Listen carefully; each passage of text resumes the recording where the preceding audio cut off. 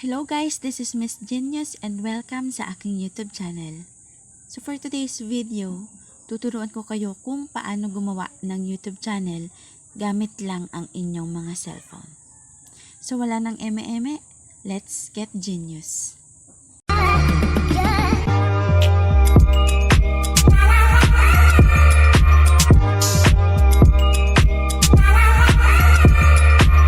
First step, pumunta ka sa settings ng inyong cellphone. So, click mo yung settings. Then, scroll down mo. Hanapin mo yung account and sync. Scroll down mo pa. So, nandito siya sa pinakadulo. So, click mo yan. Yan. And guys, ang location ng account and sync is depende sa settings ng inyong cellphone na gamit. Okay? So, I am using a Vivo phone. So, yung account and sync niya is nasa pinakababa. So, pag nakita nyo yung account and sync, scroll down mo ulit siya hanggang sa pinakababa ulit. And, click mo yung add account. Yan. And then, i-click mo itong Google. Yan. And, intayin lang natin ng konti guys. Kasi nag-checking information siya. Kapag lumabas yan, i-click mo itong create account. And then, papipiliin ka ni Google kung for my personal use or for my work or my business. So, pipiliin ko muna tong for my personal use. Click natin yan. And then, pwede nga ang ilagay mo dito is yung pangalan mo mismo or yung pangalan ng YouTube channel na gagawin mo. So, ilagay na lang natin yung pangalan ko.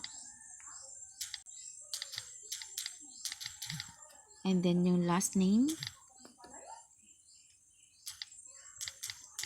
Yan. And then, kapag nalagay mo na siya, click mo yung next.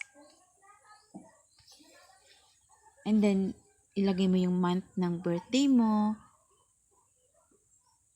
And then, yung petsa. And then, yung year.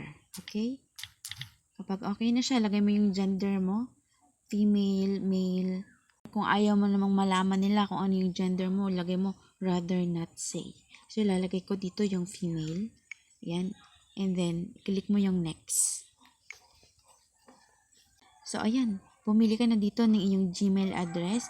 Pwedeng piliin mo yung isa dito sa dalawang binigay ni Gmail. Pero pwede rin namang gumawa ka ng iyong sariling Gmail address. So, click natin tong create your own. Ayan. And then, i-type mo yung iyong email address na gusto mong ilagay. So, halimbawa ganito. 11. Yan. So guys, bawal maglagay dito ng mga special characters like ito mga gato.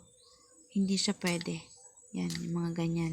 Hindi siya pwede dyan. Kailangan is letters, numbers, and periods lang yung ilalagay nyo. So, alisin natin yan. And then, next mo. Yan. Sabi dito, that username is taken. So, meron na daw ganong username. So, palitan natin. Insert natin ang letter M dito. mjemlinida11@gmail.com. So, try natin. Ganun. Meron pa din siya. So, guys, piliin nyo lang dito is yung unique na pangalan para sigurado kayo na wala pang nakakagamit ng ganun. I am MJ. Try natin kung wala pa to. Yan, okay na yun. Ilagay nyo naman dito yung inyong password. Kailangan strong password yung ilalagay nyo. Next. And then kapag lumabas na yan, click mo yung next. And then itong privacy and terms, basahin mo yan. So, ako, skip ko na lang to. I agree na lang siya. Kasi hindi naman tayo pasaway. Hintayin lang natin siya guys. I-back na natin siya. Okay? And pumunta tayo sa ating YouTube. Yan. Click mo tong nasa pinakababa, yung my U. Yan. And then, i-click mo yung gear icon sa taas. Yung settings. And then, itong account. Yan. Click mo yan. And then, lalabas dito yung manage accounts. So, tingnan natin dito yung ginawa nating Gmail account kanina. So, ito nasa pinakababa. Kapag nandun ka na sa Gmail na ginawa natin kanina, pindutin mo yung nandun sa baba, itong U. And then makikita mo dito may nakalagay na create a channel. So click mo yan. And then yan. Ito na yung step kung paano ka gumawa ng YouTube channel. Pwedeng palitan mo yung picture dito para mas madali kang ma-recognize. Pwedeng picture mo o kaya yung iyong personalized na logo. Try natin to. And then save as profile picture. So lalabas na yan. And pindutin mo na tong create channel. Click natin tong letter M sa baba. Itong may U. Ayan na guys. Pwede ka nang gumawa or pwede ka na mag-upload ng iyong first video since meron ka ng YouTube channel. Okay?